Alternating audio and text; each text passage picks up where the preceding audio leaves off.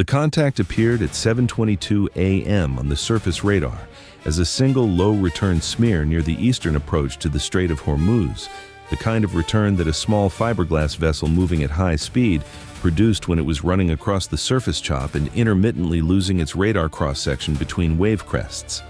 The CIC watch officer logged it as a probable small craft, bearing 044, range 2.1 nautical miles, speed 41 knots, and noted in the contact log that it was consistent with an IRGCN patrol boat transiting the eastern approach corridor. Consistent with was the phrase watch officers used when they meant probably but could not yet confirm. The Strait of Hormuz was a busy environment for small fast craft, and not every small fast craft in the eastern approach at 7:22 a.m. was something to report. At 7:24 a.m., the contact altered course. It had been heading southwest on a track that would have carried it across the destroyer's general area and out into the Gulf of Oman. At 7:24 a.m., without any apparent reason and without any change in speed, it turned to a heading that placed it on a direct intercept with the destroyer's course. The turn was not gradual. It was precise, the kind of turn that a skilled helmsman made when he had a specific bearing to achieve and had just received the order to achieve it. The CIC watch officer updated the contact log. Probable IRGCN patrol boat, now on intercept course. He pressed the intercom. Bridge, CIC. Single surface contact bearing 044, range 1.8 nautical miles, speed 41 knots. Contact has altered course to an intercept heading. Estimated CPA, 200 yards. Time to CPA, 4 minutes. The officer of the deck acknowledged and reached for the intercom to the captain's sea cabin. The destroyer was transiting the eastern approach to the Strait of Hormuz at 14 knots in the main shipping corridor, inbound toward the commercial traffic separation zone. It was a clear morning. The sea stayed calm, force 1 at most, with a long, low swell from the southeast. Visibility was excellent. The haze that the Gulf developed by midday had not yet built. The contact was approximately 18 meters long. The radar return was consistent with a Paycap class or Siraj class fast attack boat, fiberglass hull, high-performance propulsion, a vessel weighing approximately 15 tons fully equipped. The destroyer it was closing on weighed 9,200 tons. At 7:25 a.m., the captain stepped onto the bridge. He walked to the radar display and spent 15 seconds on the single contact. One boat, one intercept course, one CPA estimate at 200 yards. He noted the speed, 41 knots, and the closing rate. He looked at the geometry once more. He turned to the officer of the deck. I have the con. CPA estimate 200 yards. Time to CPA 3 minutes. The IRGCN's single-boat harassment doctrine was, in some respects, more difficult to manage than its multi-boat boxing formations. A formation of 8 fast boats presented a complex geometry, but the complexity was legible. It had vectors and CPA projections for multiple contacts and a tactical logic that could be analyzed and countered. A single small boat at high speed on an intercept course presented a different problem. It was too small to justify certain response categories. It was too fast to ignore. And it presented the specific psychological challenge of an asymmetric encounter, a vessel the size of a large motorboat, crewed by 2 or 3 people, closing on a warship 26 times its length and 600 times its weight, in full daylight in an international shipping lane, with the apparent intention of establishing a position alongside and maintaining it for as long as it chose. CPA estimate, 200 yards. Time to CPA, 2 minutes, 40 seconds. At 7:27 a.m., the IRGCN boat reached its intended parallel position. It did not collide. It established itself at a bearing of approximately 095 degrees from the destroyer, directly abeam on the starboard side, at a range of 170 yards. And it matched speed, 14 knots. The boat that had been running at 41 knots decelerated with practiced precision to exactly 14 knots and held that speed alongside the destroyer. The two vessels were now proceeding through the eastern Hormuz approach on parallel headings 170 yards apart at the same speed in the same direction, 170 yards. Through the starboard bridge windows, the IRGCN boat was not a radar contact. It was a physical object. 18 meters of fiberglass hull, sitting low on the flat Gulf water, its wake spreading in a V-shape behind it in the morning light. The crew were visible. Two figures in the open cockpit area, helmets and life jackets, one at the helm, one standing and looking directly at the destroyer's bridge, not looking at the sea ahead or at instruments, looking at the bridge crew, looking back at them. The parallel racing tactic, documented in multiple IRGCN encounter reports going back years. Single boat, parallel position, match speed, sustained presence. The purpose was not documentation in the way a camera crew on a formation of 8 boats documented. The purpose was endurance.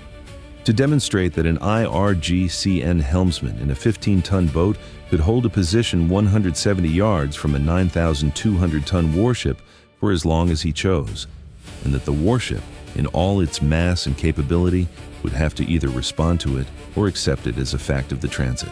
Every option the destroyer had for responding to a single 15-ton boat at 170 yards involved a category decision that the boat's proximity made complicated. The proximity itself was the tactic. The captain stood at the starboard bridge window and looked at the boat for 10 seconds without speaking. He noted the crew positions, the boat's hull trim, the wake pattern, and the precise matching of speed. He filed each observation. Then he returned to the center console and looked at the radar picture, at the CPA calculation, which was now a fixed number, 170 yards, because the boat had established its position and was holding it, and at the wider picture of the strait approach, including the commercial traffic 14 minutes behind them. The commercial traffic was important. 4 merchant vessels were following in the same corridor, between 14 and 22 minutes astern. Their masters were watching the destroyer on AIS and radar as the navigational reference point for the transit. None of them had visibility yet on what was alongside the destroyer. Their navigational decisions for the next hour would be influenced by what the destroyer did in the next 40 minutes. CPA holding at 170 yards. At 7:28 a.m., the officer of the deck attempted bridge-to-bridge on Channel 16. Unidentified vessel on our starboard beam, this is a United States warship. You're operating at an unsafe distance for maritime traffic. Establish a safe passing distance immediately.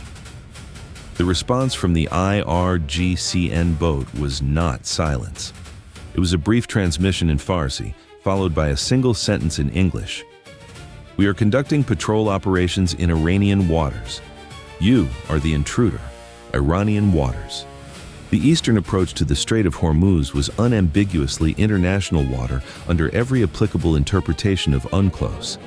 The assertion was not meant to be accurate.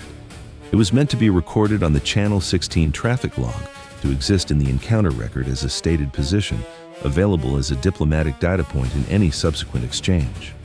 The IRGCN boat crew had been told what to say if the U.S. warship hailed them. They had said it. They had returned to watching the bridge. Channel 16 went quiet. The morning light had reached the angle where it came directly from the east across the strait's eastern entrance, hitting the starboard side of the destroyer and the IRGCN boat simultaneously. The fiberglass hull of the small boat was bright in the morning light, white with faded gray trim, the IRGCN insignia visible on the bow at 170 yards through binoculars. The crew member standing in the cockpit had shaded his eyes against the same light. He was still looking at the bridge. The money at stake was not symmetrical.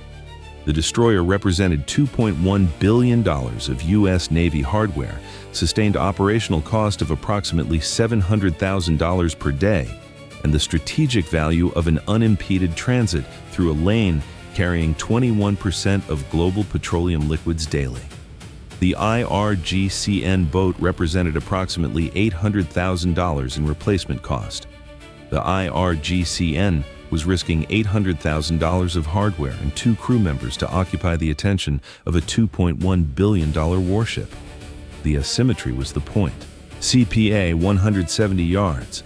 Duration of parallel escort 4 minutes. At 7:32 a.m., the first friction event arrived through the helm. The captain had ordered manual helm control when the IRGCN boat first established its parallel position, because at 170 yards, the micro-corrections that autopilot made in response to swell and current were not the same as the precise intentional course maintenance that a manual helmsman provided. The helmsman was 24 years old and had been in this position since 7:27 a.m., holding course 272 with the specific quality of attention that the presence of another vessel at 170 yards demanded. Manual helm control at sustained transit speed in calm water was, on its own, a manageable task. Manual helm control with an IRGCN boat at 170 yards on the starboard beam, with its own corrections generating wake turbulence that reached the destroyer's hull in small, irregular pulses, was a different task. The helmsman felt the wake effects through the wheel. Not dramatically, the Gulf was calm, and the boat's wake was the wake of an 18-meter vessel. But the wake existed, and at 170 yards, the interval between the boat generating a wake and that wake arriving at the destroyer's hull was approximately 3 seconds. And those 3 seconds of unpredictable minor turbulence meant the helmsman was not holding a static course against a static environment. He was holding a dynamic course in a dynamic environment at 170 yards from a vessel whose helmsman was also adjusting, also compensating, also making the micro-corrections that sustained close proximity operations required. They were, in a specific and literal sense, responding to each other's corrections in near real time. The helmsman held course 272. He made no comment about the wake effects. He absorbed them and corrected. He had been trained for conditions significantly more demanding than this. He had not been trained for conditions where the source of the demanding variable was a deliberate, sustained human decision to be at 170 yards and remain there for an indeterminate duration. CPA 170 yards. Duration 9 minutes. The IRGCN boat had not changed its position. It had not changed its speed. The crew member standing in the cockpit had shifted his weight twice, but had not sat down and had not stopped watching the bridge. The IRGCN helmsman had made 4 visible course corrections in 9 minutes, small adjustments, each one a response to the destroyer's heading, maintaining the 170-yard separation with the precision of someone who had been told that the distance was the instruction and the distance was the discipline. At 7:36 a.m., the captain authorized the Seahawk helicopter for launch. The Seahawk's role in this encounter was not to position between 2 hulls. At 170 yards, there was no operational space for a helicopter to operate between the vessels. Its role was to establish an aerial presence alongside the IRGCN boat at 300 feet altitude, offset 100 yards to the boat's starboard side, documenting the encounter from above and changing the geometry of the space around the IRGCN boat from open to monitored in all dimensions. An IRGCN crew conducting a parallel racing operation expected to be watched from the destroyer's bridge. They had accounted for that. They had not necessarily accounted for a Seahawk at 300 feet, 100 yards to their starboard side, with its camera pointed directly at their cockpit. From an angle the destroyer's bridge windows could not match, recording in detail that the encounter record would carry forward indefinitely. The Seahawk launched at 7:37 a.m. and reached its position within 3 minutes. The standing crew member on the IRGCN boat looked at the helicopter. He looked at it for approximately 12 seconds. Then he looked back at the destroyer's bridge. He had been told to be there. He was still being told to be there. CPA 170 yards. Duration 13 minutes. At 7:39 a.m., the second friction event arrived in the CIC. The watch rotation was due. The tactical officer who had been managing the contact since 7:22 a.m. had been on watch for 4 hours and 40 minutes. His standard rotation extended by 18 minutes already. The officer scheduled to relieve him had been briefed, but had not managed these 26 minutes of sustained parallel escort data firsthand.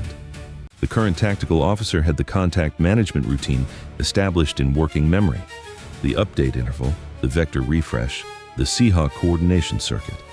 Replacing him now was a cost this phase of the encounter did not need. The captain made the call without being asked. Hold the watch rotation. Current tactical officer retains the CIC picture until I authorize relief. The tactical officer acknowledged and settled back into his station. CPA 170 yards. Duration 17 minutes. The encounter had been running for 17 minutes. In 17 minutes, the IRGCN boat had made no aggressive move. It had not closed from 170 yards. It had not maneuvered across the bow. It had not deployed weapons or equipment. It had simply been present at 170 yards on the starboard beam, moving at 14 knots with 2 crew members visible in the cockpit for 17 uninterrupted minutes. The psychological architecture of the parallel racing tactic was built on this exact quality, the absence of a dramatic event. In most standoff scenarios, the escalation curve provided the structure. There was a countdown, and the countdown had a resolution. The parallel racing tactic had no countdown. It had a position and a duration. The IRGCN crew was not trying to create a crisis. They were demonstrating that the crisis was their presence itself, that the sustained fact of being at 170 yards indefinitely, with no requirement to do anything other than match speed and hold position, was the entire operation. The captain knew this. He had known it since 7:27 a.m. He had been waiting for the tool that would change the calculation for the IRGCN crew without providing the dramatic escalation footage they could use to reframe the encounter. None of the standard escalation ladder responses were calibrated for this. A targeting solution on an 18-meter boat that had not maneuvered aggressively was a categorical escalation the situation did not justify. The laser dazzler was designed for vessels closing at high speed, not holding a stable parallel position. None of the tools on the standard list were designed for an encounter where the threat was sustained presence rather than aggressive approach. At 7:44 a.m., the captain used the tool that was calibrated for exactly this situation. CIC bridge. Activate the LRAD, low power directed mode. Orient on the IRGCN boat. The long-range acoustic device, the LRAD, projected a focused acoustic beam over distances exceeding 300 meters. At low power directed mode at 170 yards, it produced a sound level in the target area that was uncomfortable but not injurious. The LRAD activated at 7:44 a.m. with a broadcast in Farsi. IRGCN vessel, you are operating at an unsafe distance from a United States warship in international waters. You are required under international maritime regulations to establish a safe passing distance. Adjust your course immediately. The message was not new information. The IRGCN crew had heard its equivalent on Channel 16 at 7:28 a.m. What was new was the delivery. A directed acoustic signal at 170 yards, arriving with a clarity and volume that was physically present in the cockpit of the boat, communicated in their language, placing the message inside the space of the encounter rather than on a radio circuit that could be monitored at low volume. The standing crew member turned toward the sound. He looked at the LRAD emitter on the ship's upper structure for 4 seconds. Then he said something to the helmsman. The helmsman's visible response was a slight adjustment of his grip. CPA 170 yards. Duration 20 minutes. They had not moved. Still at 170 yards. But the adjustment in the helmsman's grip was visible, and the standing crew member had not returned to watching the bridge. He was assessing the Seahawk, the LRAD emitter, the communications array. The static calculus of sustained presence had been interrupted by a variable he was still evaluating. At 7:46 a.m., the LRAD broadcast a second transmission in Farsi, adding one sentence. Your current position and the duration of your operation have been logged and transmitted to 5th Fleet Command. This encounter is on the record. On the record. The encounter log had been transmitting continuous updates to 5th Fleet since 7:27 a.m. The Seahawk's camera feed was being recorded. The Channel 16 exchange was in the log. The LRAD broadcasts were in the log. Everything that had happened in the past 20 minutes was documented in a record that would persist regardless of what happened next. The IRGCN crew knew they were being documented. That had been true since the beginning. What the second broadcast added was the explicit knowledge that their documentation was being met by a parallel record going to the same audiences they were trying to influence: command structures, intelligence analysts, international observers. The narrative of this encounter was not solely theirs to construct. At 7:47 a.m., the standing crew member sat down. He had been standing for 22 minutes. In most contexts, sitting down in a small boat was a comfort decision. In this context, after 22 minutes of standing and watching the bridge as a deliberate communicative posture, Sitting down was the tell. The captain had been waiting for it. He said nothing. The bridge crew did not relax. The IRGCN boat was still at 170 yards, still matching speed, still present. The tell was not the blink. The tell was the visible consequence of the IRGCN crew receiving new information and processing it. CPA 170 yards. Duration 23 minutes. The helmsman made an adjustment at 7:49 a.m. Not a dramatic course change.